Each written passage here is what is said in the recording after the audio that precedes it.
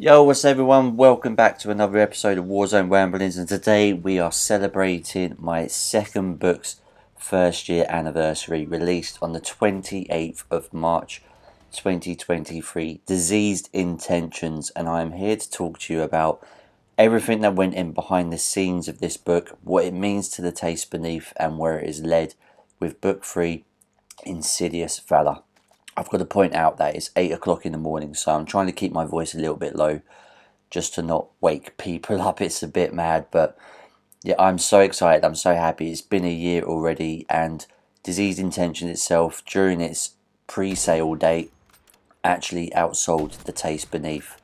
It's going really, really well. Lots of positive reviews, and just like The Taste Beneath, the only negative feedback I have for it is apparently about me as a person and nothing to do with the book itself. So I consider that a win. There is no kind of cancel culture that is actually ever going to stop me. Looking back on everything that went into Diseased Intentions, when it came to the release of The Taste Beneath, obviously it was my first book, I was a bit worried about how it might be received. Am I a good enough writer? And with all the feedback I got from that, I decided to take it into Diseased Intentions. One thing that I purposely tried to avoid was the curse. It's not even a curse really, or yeah, curse isn't the right word. It's more sort of following the format of some of my favourite movies out there. I mean, if you look at what some of my favourite franchises have done, particular Aliens and Terminator 2, yes, I am obsessed with the movie Aliens. I wanted to actually avoid what those movies did because a lot of other franchises have tried it as well, because, you know, Aliens and Terminator particularly sent the benchmark so high that the next movie has to be bigger, better, louder, just 11 times more in your face. And I wanted to avoid that trope, just so it was essentially my own sort of, you know, view on it. I wasn't just, you know, piggybacking off some of the great franchises out there. And I knew that I was going to subvert a lot of people's expectations with it. And it was a lot trickier book to write than The Taste Beneath. Not just because The Taste Beneath was my third book and I was figuring everything out as I went. This one was harder in terms of I now had an audience that now loved my characters. The Taste Beneath was just me and my beta readers, but there was now an audience that was paying.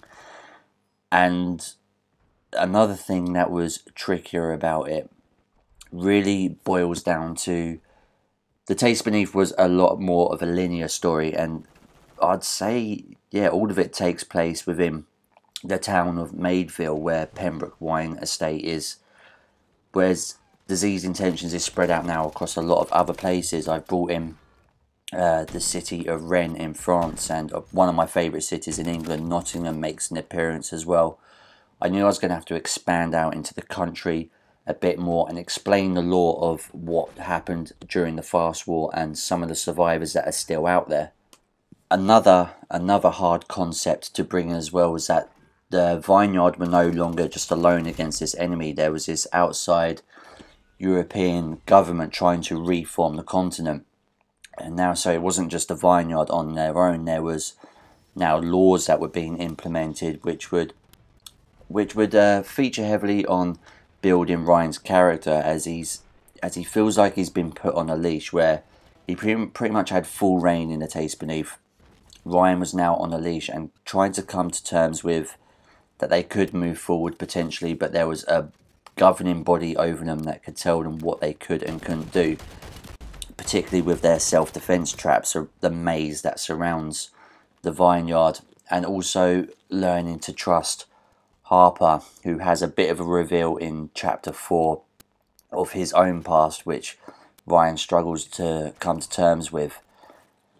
So all of these elements built in, and when it comes to building up the plot, and particularly Ryan, I had already this format which I knew would work, but not to rush into it. Like with The Taste Beneath, I was going to build this story up, and I wasn't just going to jump straight in, because even though I'm a thriller writer and there is a fair bit of action in it and it's the post-apocalyptic setting, I wasn't just going to come in and go, here you go, a bunch of action, bam, bam, bam, rapid fire, stupidity, and just over the top action. I knew I was going to have to build it up because my stories are very character based. And I had a lot of fun with this as well because I got to play with a lot of undertones, especially bringing Harper back in, who featured at the end of The Taste Beneath. I want to show you something now. Nice. Remember those 2 proximity mines I just dropped? Yeah, they were for those people. But getting back to it, I had a lot of new characters to introduce as well. Obviously Harper and Drinker, who you meet at the end of The Taste Beneath. Drinker was a hell of a lot of fun to write, particularly with what happens at the end of The Taste Beneath and with some of the characters you lose during there.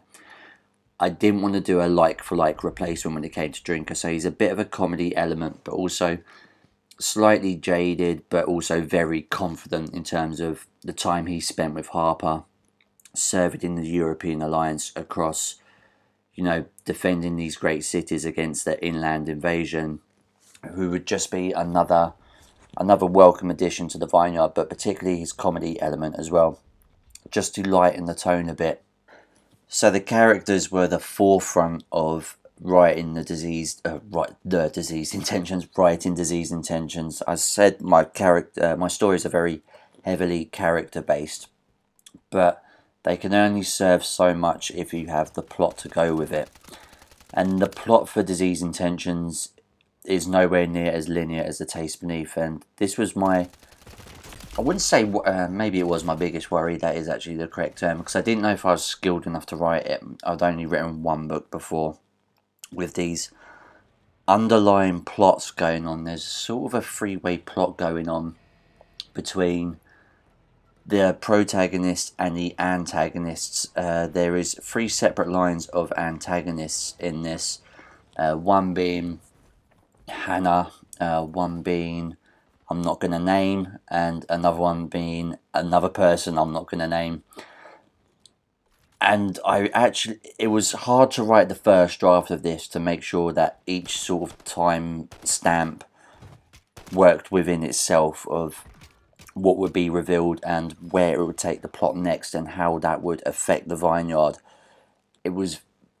It's hard to put into words, but after the rewrites, I actually found myself writing a better story, and it was nowhere near as convoluted when it came round to the final edits. It actually made pure sense, and this is why you should always hire developmental editors as well. You should always hire 3 editors if you're a self-published author, but if you're writing a complex plot, developmental editor is the way to go. And obviously I've now worked with the same developmental editor 3 times, and so when it came to Erica, she understood what it was that I was going for and helped neaten out these sort of creases in the story to really help drill it across.